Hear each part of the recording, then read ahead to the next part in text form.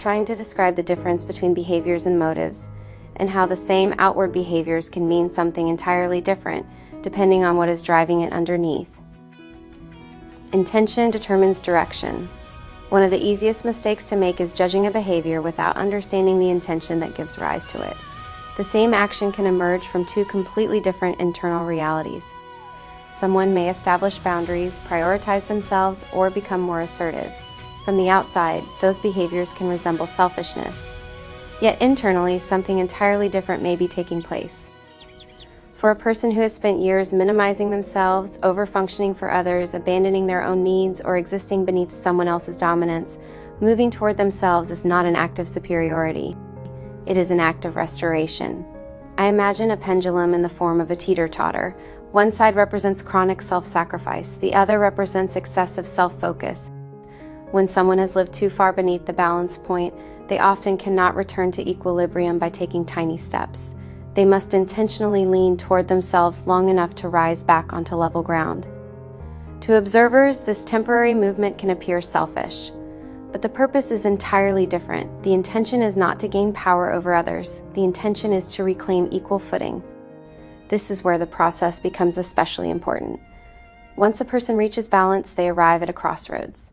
The same self-protective qualities that help them escape domination can now become a new form of domination if they continue leaning in that direction. Healthy confidence can harden into arrogance. Boundaries can become walls. Self-respect can become self-importance. The very tools that created freedom can become another prison if they are no longer guided by awareness. This is why intention must continually be revisited.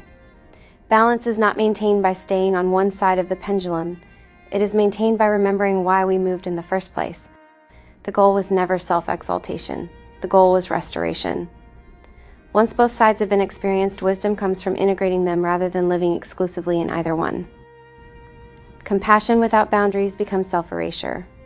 Boundaries without compassion become domination. The work is not choosing one side.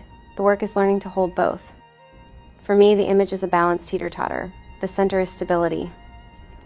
I also see the number 4. I guess because 4 often symbolizes this kind of grounded foundation.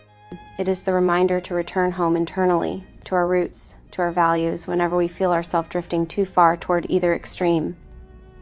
The question is never simply, what does this behavior look like? The deeper question is, what intention is steering it? Because intention determines direction, and direction ultimately determines who we become. It is a healthy overcorrection.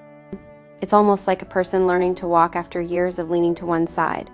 They don't immediately stand perfectly upright. They instinctively lean the other way until their nervous system discovers the middle. That overswing isn't the destination. It's part of finding the center. Healing isn't the opposite extreme.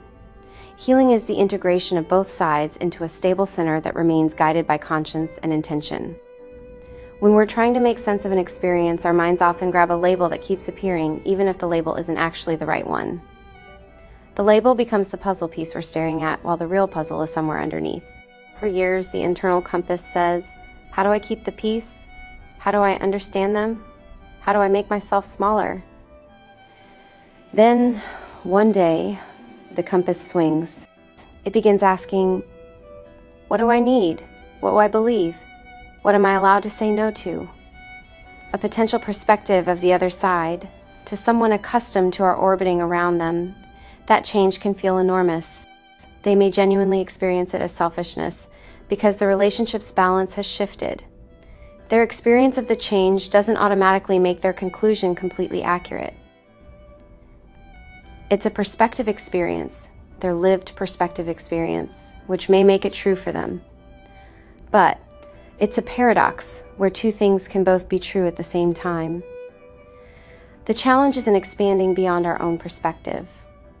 One key factor is to self-check for remembering our intention. The subtle line that makes a big difference in behaviors that may look the same on the outside but is very different inside is in not embracing the possibility of becoming dominant but being afraid of it. Those are very different things. It's important to keep returning to questions like, what are my intentions? How do I come back home? How do I not let ego take over? How do I integrate both sides? Those aren't the questions of someone trying to justify controlling other people. They're the questions of someone trying to remain accountable to themselves. That doesn't mean anyone is incapable of drifting too far. Every human being can. Power, pain, fear, success, validation, all of them can distort us if we stop examining ourselves. But the practice of asking, is my intention still aligned with my values, is itself a stabilizing force. It doesn't guarantee we'll never wander, but it makes wandering easier to notice. Imagine a tree that has spent years bent by constant wind. When the wind finally stops, the tree doesn't instantly stand straight. Sometimes it bends the opposite direction for a while. The wood is relearning its own center. If we judge the tree only during that moment, we might think it had grown crooked in a new direction. But if we watched long enough, we'd realize it wasn't becoming another extreme. It was finding vertical. Return to the same question in different forms again and again. On a side note about therapeutic journaling, one of the many benefits in this is when we go back to reflect. When the intention is truly a purpose for self-growth, we look for our own patterns forming. Sometimes we find negative patterns, but sometimes we find patterns that mirror our own truth back in a way that is like finding gold. As a pattern reveals, our compass isn't actually pointing toward power. It's pointing toward integrity. And integrity is less about never leaning and more about repeatedly finding our way back to center. Sometimes through relationships, sometimes through art, sometimes through astrology, family history, spirituality, or psychology. But underneath all of them is the same inquiry. How do I become more fully myself without becoming harmful?